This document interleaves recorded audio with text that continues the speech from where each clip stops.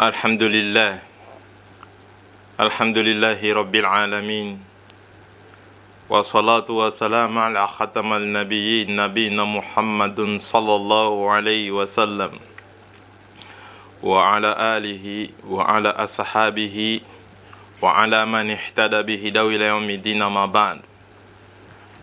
Après avoir loué et glorifié Allah subhanahu wa ta'ala, le maître de l'univers, le Dieu qui a créé pour nous la nourriture que nous mangeons et l'eau que nous buvons, mais lui-même il ne mange pas. Il ne mange pas, pourquoi? C'est normal, parce qu'il n'est pas un être humain. Le Dieu qui a commencé la création des êtres humains, de l'humanité, par un seul être humain, notre père Adam.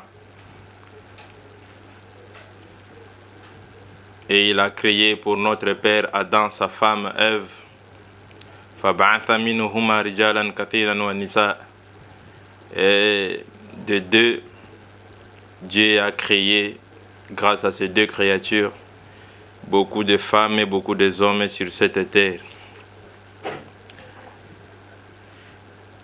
Et les prières et bénédictions d'Allah soient sur notre vénéré prophète, Sayyidi Bani Adam, Muhammad ibn Abdullah, le prophète Muhammad sallallahu alayhi wa sallam, sur sa famille, sur ses compagnons, ainsi que sur tous ceux qui embrasseront cette belle religion qu'on appelle l'islam jusqu'au jour de la rétribution.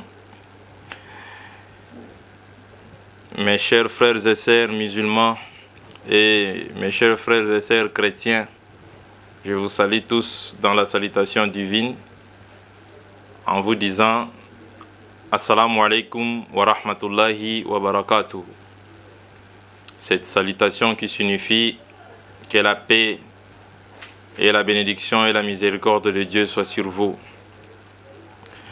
Aujourd'hui, mes frères, je dois parler d'un thème très important. Il y a un démon farouche, un démon très très dangereux qui secoue notre monde musulman aujourd'hui. Si on ne parle pas, alors nous serons tous responsables. Là, je voulais juste directement m'adresser aux nouveaux convertis, les gens qui, par la permission d'Allah, qui sont devenus des musulmans. Parce qu'on ne devient pas musulman comme ça. Je veux devenir musulman et tu deviens musulman, non.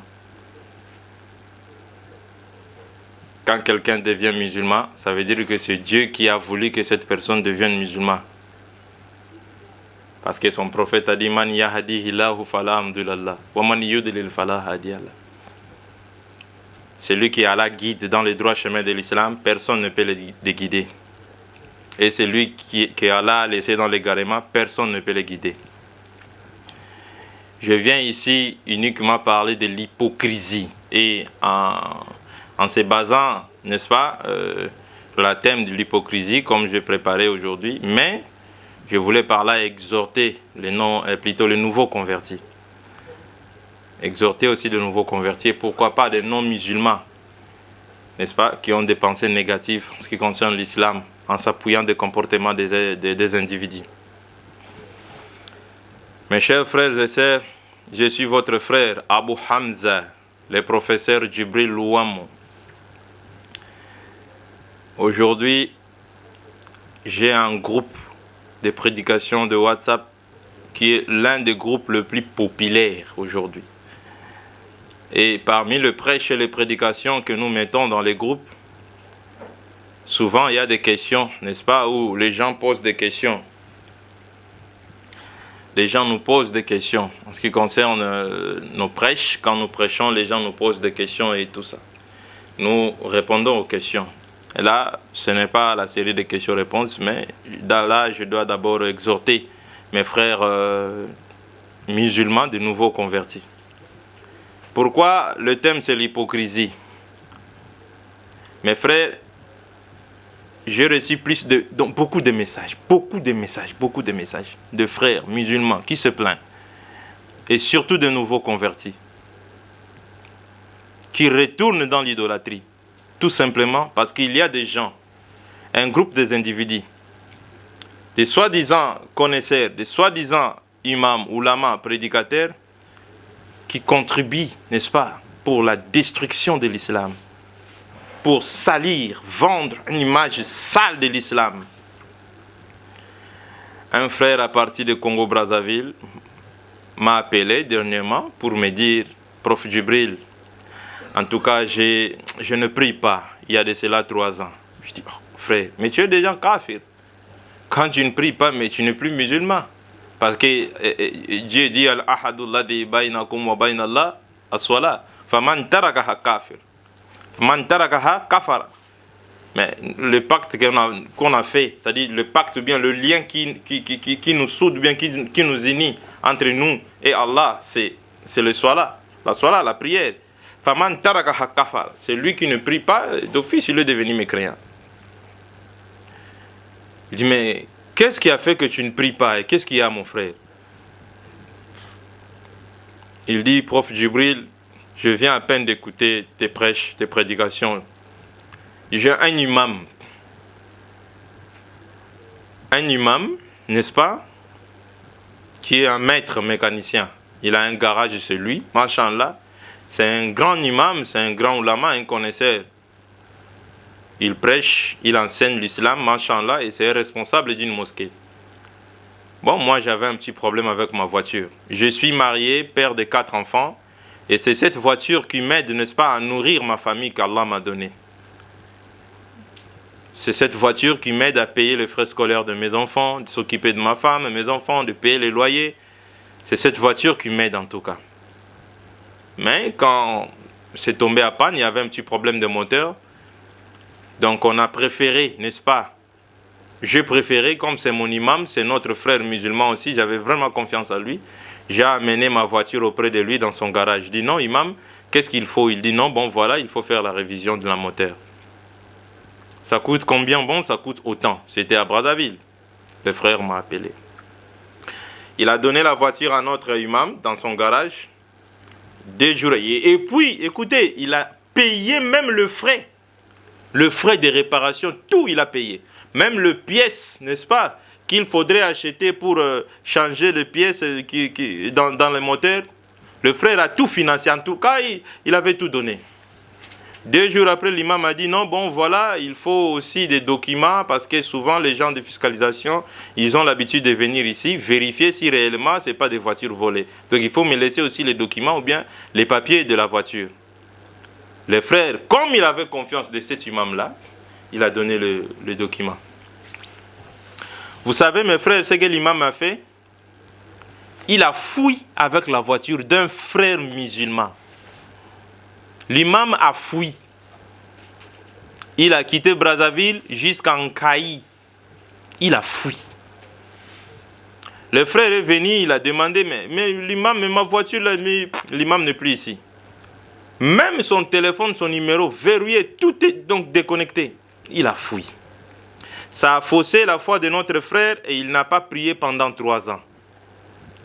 Et il est lui-même musulman, bon, et sa femme et ses enfants aussi. Avec le choc, n'est-ce pas? Le frère a abandonné la foi, il n'a pas prié pendant 3 ans. Et comme je prêche dans le groupe de WhatsApp et dans le YouTube et tout ça, dans mon groupe, tout le monde pose les questions. Bon, quand j'avais mis le prêche en ce qui concerne l'hypocrisie, le frère a écouté. Il dit, prof, j'étais en train de manger, du coup j'ai arrêté de manger. Je vais prier. Dès que je finis de prier, on va parler. Et dès qu'il a fini de prier, on a parlé.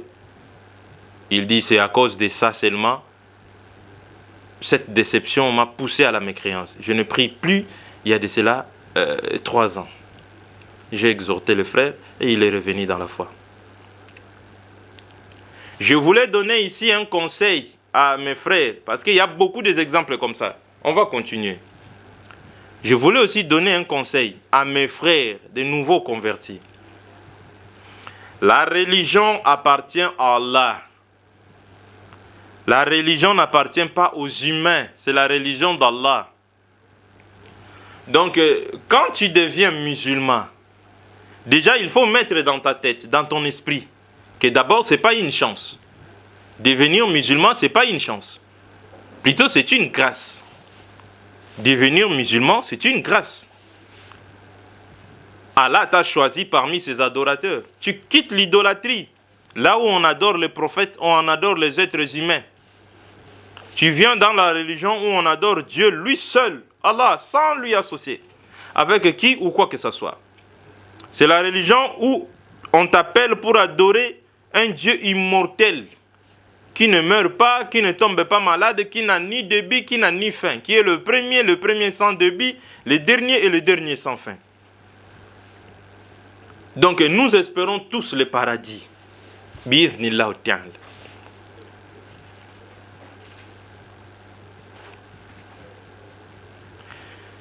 Ne basez pas votre foi, mes frères et sœurs, surtout de nouveaux convertis, même des gens qui sont déjà des musulmans depuis longtemps. Parce qu'il y en a beaucoup comme ça qui sont choqués pour le comportement des musulmans. C'est pourquoi on a choisi aujourd'hui de parler de l'hypocrisie. Le frère, il est dans l'islam, il y a de cela 15 ans. Il a une femme musulmane et des enfants qui sont des musulmans, donc famille islamique. Mais l'imam a faussé sa foi. Il a faussé sa foi à cause de l'injustice. Je vous apprends ici, mes frères, il y a des gens, quand vous devenez musulman, ce qui vous concerne vous, c'est le verset du Coran où Allah dit « Wa ma khalaqtul jinna wal insa illa liya'buduni » Je n'ai créé les djinns, les génies et les humains rien que pour qu'ils m'adorent. Donc tu n'es pas là à baser sa foi ou bien ta foi sur les comportements des individus. Telle personne m'a volé, telle personne m'a escroqué, telle personne, tel imam, tel prédicateur m'a menti, il m'a volé, j'ai envoyé de l'argent, il m'a fait ceci, il m'a fait cela. Il n'a pas été honnête envers moi alors que lui, il est connaisseur. D'abord, je ne prie plus. Je ne prie plus, j'arrête la prière. Alors que dans le Coran, Allah subhanahu wa ta'ala, il dit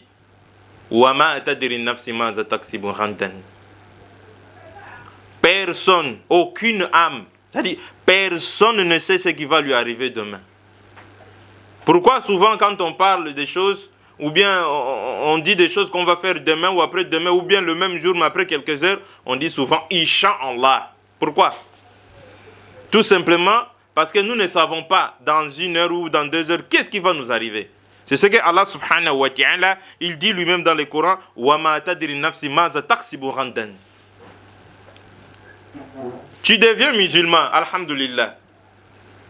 Tu es déjà dans la foi de Jésus, dans la religion de Jésus, la religion de Moïse, la religion de David, la religion de Muhammad, la religion de Noé, la religion d'Abraham, la religion de tous les prophètes. Tu es déjà dans la soumission à la volonté de Dieu. Tu es déjà dans la religion, on n'adore pas les êtres humains. Du coup, à cause d'un comportement d'un individu, soi-disant un prédicateur ou un imam, tu forces ta foi. Je ne vais plus aller à la mosquée. Ah, vraiment, il m'a menti. Et voilà. Surtout les femmes. Surtout les femmes. Quand il y a la paix à la maison, tu t'accroches à la prière. Tu pries bien. Parce que le mari te donne le besoin. Parce que les femmes, eux, ils sont comme ça. Ils aiment toujours être, n'est-ce pas, soutenus financièrement. Ce sont des êtres qui aiment trop l'argent.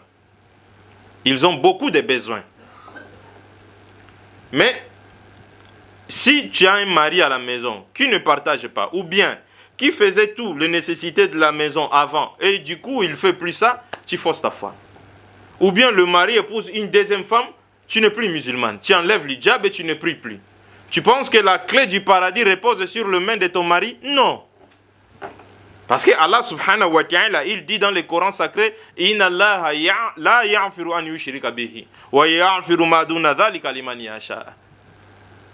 Allah dit subhanahu wa ta'ala dans le Coran, lui Allah, il ne pardonne pas ce qui lui associe. Il pardonne en dehors de l'idolâtrie pour ceux qui veulent faire grâce. Donc quand tu laisses la foi, tu abandonnes ta foi sous prétexte parce qu'il y avait un imam qui t'a fait du mal, qui t'a volé, qui t'a escroqué. Alors, en d'autres termes, tu voulais seulement être musulman pour faire plaisir à cette personne-là. Parce que la religion appartient à Allah. Tout ce que tu vas récolter sur cette terre, tout ce que les humains vont te faire subir sur cette terre, qu'ils soient musulmans ou non musulmans, mets ça dans ta tête, mets ça dans ta conscience, que la religion n'a rien à voir avec lui. Peut-être il y a des gens qui pensent qu'en quittant la religion, ou bien tu ne pries plus, l'argent volé va retourner. Bien l'objet volé ou escroqué va retourner. Ou bien le mari, n'est-ce pas, qui a épousé une deuxième femme, tu as choisi de quitter l'islam pour faire plaisir, pour manifester ta colère. Et le mari en question va quitter cette femme à cause de toi parce que tu as quitté l'islam. Donc tu as déjà signé ton arrêt de mort. Tu as déjà accepté d'aller en enfer. Parce que dans le Coran sacré, comme nous le savons tous, Allah lui-même il dit dans le Coran, Inna dina indallahi islam. La religion auprès d'Allah c'est l'islam. Surat Imran, verset 19. Chacun de nous pourra lire. Et dans le même surat, vous descendez au 80 quelque comme ça, verset 80 quelque, Allah subhanahu wa ta'ala, il dit, c'est lui qui choisit une autre religion qui n'est pas l'islam, je n'accepte pas de lui. Donc tu seras la perdante ou le perdant. L'autre frère, il était en voyage. Comme vous le savez, les difficultés de la vie, souvent il faut faire un tour ailleurs, chercher de quoi ramener dans la famille. Il était parti, comment on appelle ça, au Brésil. Il avait fait un petit voyage au Brésil. Il a passé 6 mois là-bas. Ici, il laisse 2 femmes, plutôt une femme et 2 enfants. Mes frères, vous savez ce qui s'est passé? Donc, là-bas, comme il avait de bonnes relations avec cet imam-là, le frère, qu'est-ce qu'il faisait? Bon, la confiance lui a rendu, bon, je ne peux pas appeler ça naïveté, aveugle, pour ne pas qualifier mon frère de naïf. Il a envoyé de l'argent à cet imam pour que l'imam, à son tour, donne à sa femme. Parce que la femme, elle n'a pas de documents pour aller récupérer de l'argent. Parce que dans les agences comme ça, pour récupérer de l'argent, il faut avoir des documents, une pièce d'identité. Et la femme n'avait pas tout ça. Qu'est-ce qu'il fallait? Il fallait, n'est-ce pas, envoyer vers l'autre personne et en retour, il donne à sa femme. Donc il a choisi l'imam là parce qu'avant de quitter l'Afrique, il avait de bonnes relations avec lui. Vous savez ce qui s'est passé, mon frère? Et quelque temps après, on aurait appris que cette femme-là va devenir enceinte de cet imam-là. Mais son vrai mari est au Brésil. Mais il envoie de l'argent, il s'occupe de sa femme. Il a fait tout par tous les moyens pour baratiner la conscience de cette femme. Il a fini par la voir et faire un enfant avec lui. Dans les zina, subhanallah. Mais il faut voir ce monsieur quand il monte sur le mimbar. C'est grave, hein? Un hypocrite. Hypocrite. C'est pourquoi on a parlé aujourd'hui de l'hypocrisie. Quand vous voulez maquiller le mal pour faire plaisir à certaines personnes, vous croyez qu'on va vivre éternellement sur cette terre. Mes chers frères, nous sommes là pour peu de temps seulement. Personne ne sait combien de jours, combien de ans, combien de heures qu'il nous reste à vivre. Allah seul sait. Lui, Allah, il dit وَمَا تَدْرِ النَّفْسِ مَاذَا تَقْسِبُ غَدًا. Aucune âme ne connaît ce qui va lui arriver demain. Même dans une heure, on peut tous mourir. Mais tu es dans le péché, tu t'efforces dans le péché, tout en croyant que tu es éternel. Tu vas rester sur cette terre éternellement. Tout simplement parce que tu es un imam, tu utilises ce titre-là, n'est-ce pas, pour jouer avec les personnes faibles. Surtout les femmes. C'est pourquoi j'ai dit ici, c'est un conseil que je donne aux non-musulmans. Je suis venu vous avertir et vous exhorter. Il faut faire très attention. Il ne faut pas baser votre foi dans les comportements des individus. Moi, je suis l'un des prédicateurs qui reçoivent des questions presque dans le monde. Après, ici, on va faire l'émission de ce qui concerne les questions-réponses. Mais parmi des questions que nous recevons, c'est toujours ça qui revient. Les sales comportements des musulmans. Alors qu'Allah dit dans le Coran, Kuntum khayru ummati ukhrijat nas. Vous êtes la meilleure communauté que moi, Allah, j'ai fait sortir sur cette terre. C'est quoi cette communauté d'aujourd'hui? Nous ne voulons pas voir de l'argent, surtout l'argent. Quand tu vois l'argent, tu es prêt à tout, même vendre ta foi pour l'argent. Les femmes, l'argent, c'est ce qui nous tue aujourd'hui. C'est pas être un imam. Vous voyez son apparence, quelqu'un qui prêche bien, machallah, mais regardez son comportement bizarre. Alors que rien que le comportement, le prophète Muhammad sallallahu alayhi wa sallam, c'est pas pour rien, Allah a appelé son prophète Nabi Rahma, le prophète de la miséricorde. Le prophète était généreux, sallallahu alayhi wa sallam. Le prophète était généreux. Vous savez, il y avait un homme, un voisin, n'est-ce pas, qui voulait provoquer le prophète. Qu'est-ce qu'il faisait? Chaque matin, quand il enlevait les objets qu'on appelle en anglais the garbage, hein, les objets, les saletés chez lui, il balayait. Il prenait le colis de saletés là, déposé dans la porte du prophète. C'était comme ça tous les jours. Et le matin, le prophète, quand il se réveille, il voit la saleté devant sa porte. Il connaît qui a fait ça. Le prophète prend, il va jeter. Demain aussi, il va venir déposer. Le prophète prend, il vient, il va aller jeter. Après demain, c'était comme son habitude. Et quelques jours après, il ne vient plus. Le prophète dit, mais il y avait un monsieur qui m'avait donné le travail de jeter les ordures ici. Mais il ne vient pas comment? Il dit, Mohamed, il est malade, il est là-bas. Le prophète est allé lui visiter. Arrivant là-bas, le prophète dit, mon frère, mais le travail que tu m'avais donné de jeter les ordures là, tu ne viens plus? Mais alors que le frère était malade. Quand il a vu ça, du coup, il n'a rien dit d'autre. Qu'ashhadu an la ilaha illallah wa anta Muhammad Rasulullah. Allahu Akbar. Nabi Rahma, le prophète était généreux.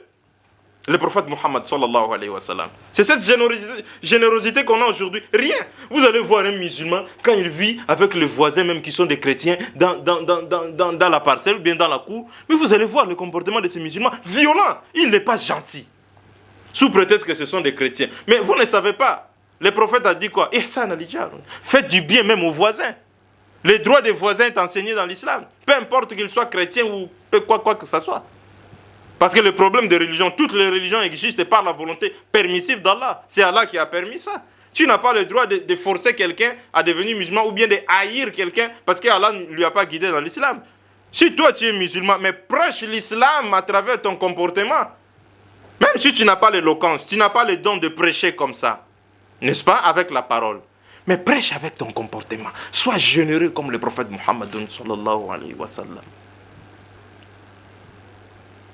Le prophète avait un jour dans la mosquée, pendant la prière, il descend soujoud. Mais les sahaba ont remarqué, mais le soujoud là, ça a beaucoup mis du temps. Le prophète est toujours comme ça, front contre sol, pendant au moins beaucoup de minutes. Et quand la prière est finie, l'un des sahaba est venu demander au prophète, dit, mais ya Rasulallah, mais les soujoud que tu as fait là, mais ça a mis beaucoup de temps par rapport à souvent quand on prie ici, quand tu nous fais prier. Le prophète a dit non, ça a mis beaucoup de temps. Pourquoi? Parce qu'il y avait un enfant au-dessus de mon cou. Il jouait. J'attendais qu'il finisse son plaisir. Après, je vais m'élever. Regardez quelqu'un comme ça. C'est pourquoi Allah lui appelle Nabi Rahma, le prophète de la miséricorde. Quand vous nous parlez, ça c'est la parole du prophète qui me fuit. Innamal ulama warathatul anbiya. C'est vrai, les ulamas, nos mualim, nos oustas, nos imams sont des héritiers des prophètes. C'est ce que vous avez hérité chez le prophète. Coucher avec les femmes d'autrui. Aller chercher des petites filles d'autrui parce qu'elles font les études chez toi. Voler l'argent d'autrui. Escroquer. Surtout l'escroquerie. L'hypocrisie. C'est pourquoi mes frères et sœurs musulmans, comme musulmanes, mais surtout des nouveaux convertis, Ne basez pas votre foi sur les comportements des individus. La religion appartient à Allah. La religion appartient à Allah. Purifie ton cœur. Allah t'a déjà guidé dans l'islam. Apprends ta religion. Alhamdulillah. Fais ta prière. Allah t'a déjà guidé dans l'islam. Ce qui est plus important, c'est ça. Ne basez pas votre foi parce que c'est un imam. Donc, je pense que ma foi, je dois baser ma foi sur son attitude, son comportement. Mais demain, s'il va aller chercher la femme d'autrui, toi aussi, tu vas aller chercher la femme d'autrui parce que lui, il a fait ça. Non. C'est un zinateur, c'est un voyou, un façadeur, un désordonné. Tu ne peux pas lui suivre parce qu'il a fait ça à une femme d'autrui. S'il a escroqué de l'argent, moi je ne prie pas parce que lui-même, un imam, lui, il a escroqué. Mais moi là, j'arrête de prier. Ce n'est pas sa religion.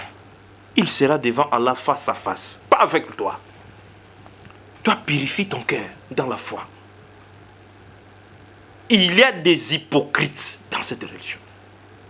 Je vais donner un verset du Coran que tous ces gens-là qui se prétendent, parce que vous savez pourquoi ils font ça? Oh non, bon, je peux faire zina et le soir, tu rentres à la maison, hein, tu vas faire astaghfirullah, et Allah va pardonner. Pourquoi? Parce que Allah dit Inna Allaha yaghfiru dhunuba jami'a. Mais tu te trompes, frère. Tu te trompes. Il y a aussi des gens qui s'appuient de la hadith de Ubadah ibn Samit, hein, radiyallahu anhu, hein, la hadith où le prophète dit Man qala la ilaha illallah wa anna Muhammadan abduhu wa rasulullah wa anna Isa abduhu wa rasulullah wa anna al-jannata haqqun wa naru haqqun adkhalahu Allahu al-jannata ala ma kana min al-amali. Lui il s'arrête là. Parce que Allah dit, celui qui va dire il n'y a pas d'autre Dieu digne d'adoration, qui mérite d'être adoré, sauf Allah, lui seul, sans lui associer. Et croire que Muhammad est son prophète et son messager, et Jésus est son prophète et son messager, et le paradis est vrai, et l'enfer est vrai. Si tu as seulement cette foi-là, peu importe ta foi, et peu importe le désordre que tu fais, tu iras au paradis. Mais tu as oublié que Allah va donner à chacun son livre. Vous avez oublié? On ne va pas descendre si bas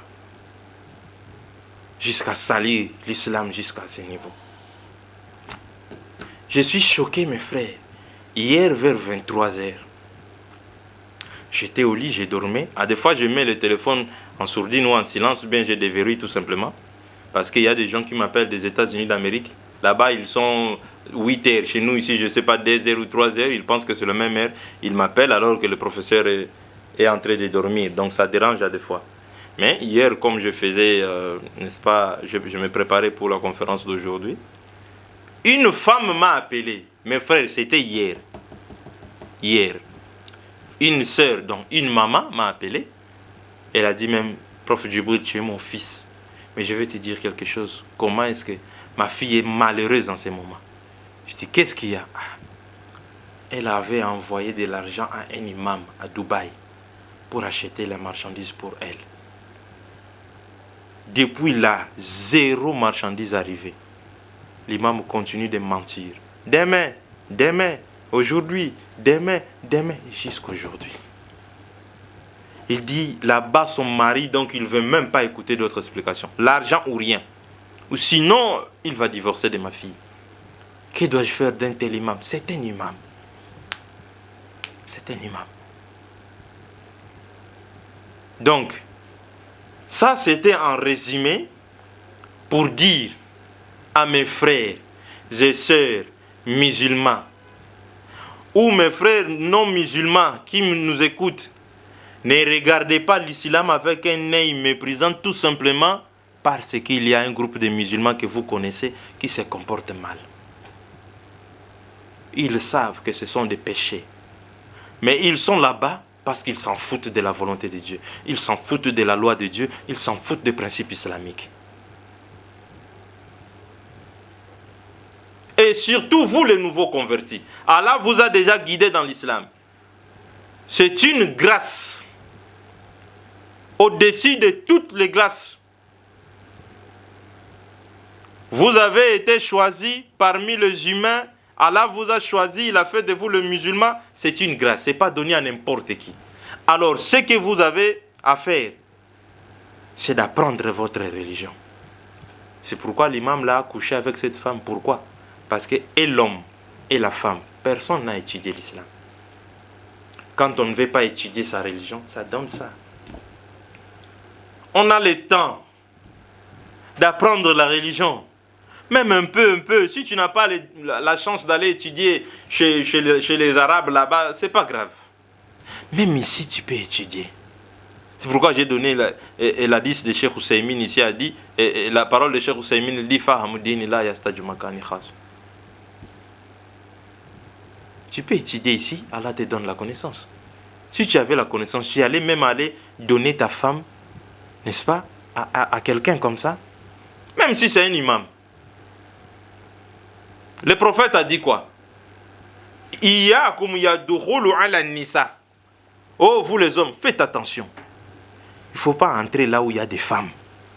Nous savons, nous, dans nos civilisations, là où il y a les femmes, il y a les cuisines, n'est-ce pas? Il y a les enfants, et il y a la lessive. Les femmes sont entre elles là-bas. Mais toi, homme, tu viens faire quoi là-bas? Parce qu'il n'y a que les femmes. Et le prophète nous a interdit. Là où il y a beaucoup de femmes, entre eux, femmes, toi, l'homme, ne pars pas là-bas. C'est le prophète qui nous a interdit. Parce qu'il y a des yeux qui vont commencer à voir. Ah, la femme là, tu vois.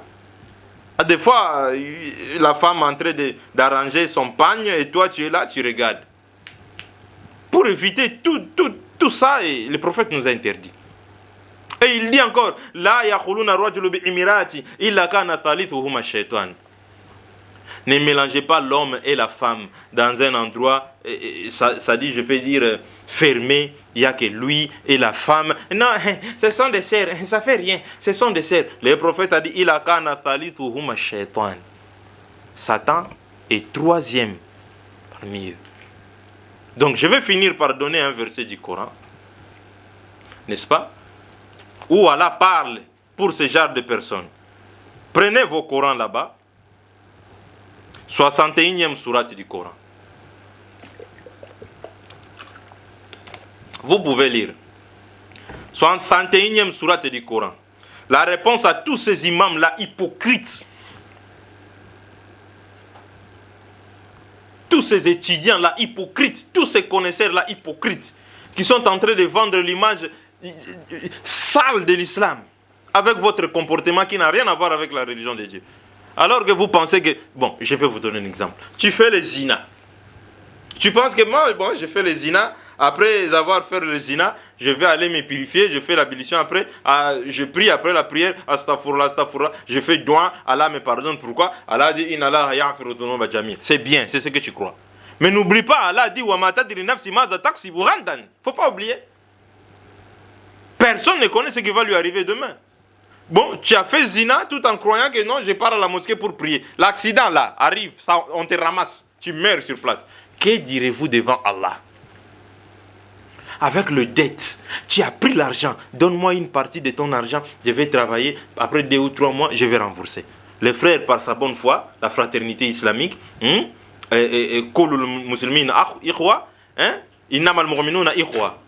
frères sont les musulmans sont des frères. Vous êtes des frères. Bon, je vais aider mon frère musulman. Mon frère, prends une telle somme, travaille avec. Tu travailles, tu gagnes des bénéfices, tu ne veux pas rembourser.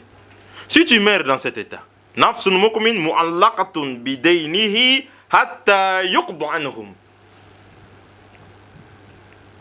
l'âme d'un croyant est suspendue à cause de ses dettes.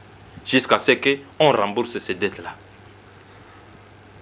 Tu as volé tout en croyant que je vais faire astaghfirullah à la mosquée. Allah te dit, personne ne connaît ce qui va lui arriver demain. Si tu meurs sur place, tu vas dire quoi Allah?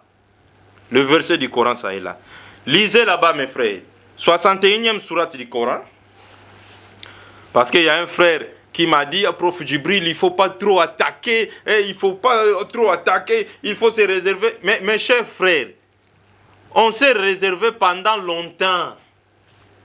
Ces gens-là sont en train de conduire les gens tout droit au mur. Ils sont en train de vendre une image très sale de l'islam. Que voulez-vous? Qu'on ferme la bouche, qu'on ne dise rien?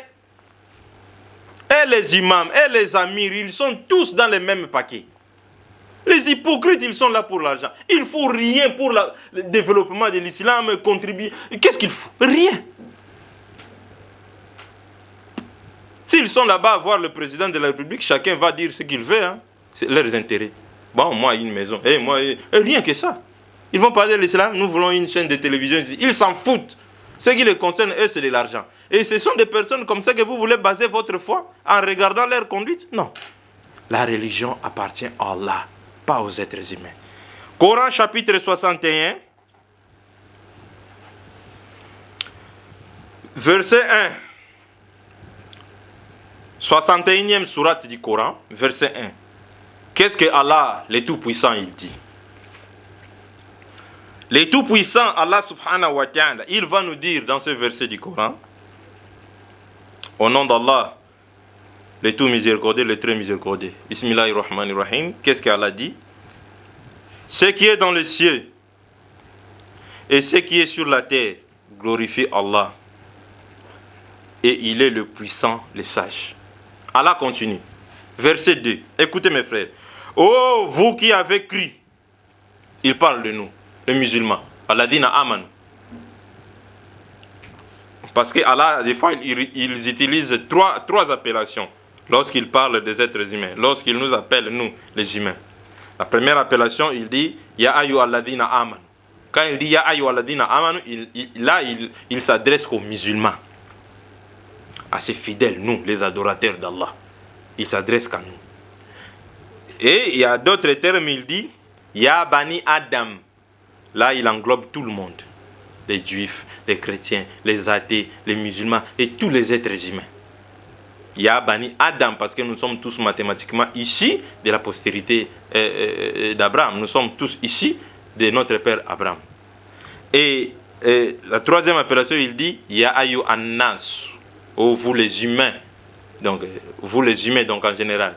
Mais quand il s'agit des musulmans, il parle de l'adina amanu. Donc, nous les musulmans. C'est pourquoi dans ces versets, Allah dit, le verset de Allah dit, il continue, il dit oh, vous qui avez cru.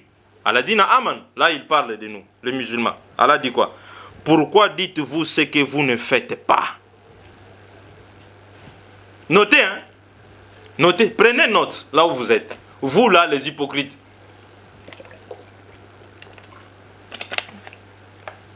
Prenez note. Allah dit, vous qui avez cru, vous les musulmans, pourquoi dites-vous ce que vous ne faites pas? Pourquoi dites-vous des choses que vous-même vous ne pratiquez pas? C'est une grande abomination auprès d'Allah de dire ce que vous ne faites pas. C'est le verset qui convient à tous ces hypocrites. 61e sourate du Coran, verset 3. Allah dit c'est une abomination. Donc par là, comme Allah dit, les gens comme ça sont des hommes, ils sont en train de faire de l'abomination. Donc, vous êtes des mouchrikoun, des kafirs. Qu'est-ce qu'on va dire? L'abomination, adorer les statues aussi, c'est l'abomination. Adorer les prophètes, c'est l'abomination. Croire à des divinités ancestrales, c'est l'abomination. Et prêcher les choses que vous-même vous n'êtes pas capable de pratiquer, c'est de l'abomination. C'est pourquoi le prophète a dit, si vous voulez comprendre un hypocrite, souvent quand il parle, il ment. Al-Kavab, les menteurs. Donc et ça c'est le verset qui convient, n'est-ce pas, à ces imams-là, qui prétendent imams, mais des hypocrites comme ça. Donc je finis par dire que mes frères, ne basez pas votre foi sur le comportement des individus. La religion appartient à Allah. Donc si tu es devenu musulman, ce qui te concerne, c'est ta foi avec Dieu. Et tu dis ta religion. Si Dieu t'envoie un imam ou bien un prédicateur, ou bien il y a des imams qui sont bien, des bons prédicateurs, qui craignent Allah. Il y en a beaucoup, nos oulémas, nos oustas, qu'Allah vous donne longue vie, qu'Allah vous bénisse, qu'Allah vous épargne de maladies qui va vous amener à l'hôpital, qu'Allah vous donne la bonne santé. Nos oulémas qui sont vraiment machallah, en tout cas, qui sont dans les bons comportements, que Dieu vous bénisse. Mais si toi, un nouveau musulman, un nouveau converti, tu vois quelqu'un comme ça, que Dieu a purifié son cœur et ses comportements, il a un bon comportement, c'est bien.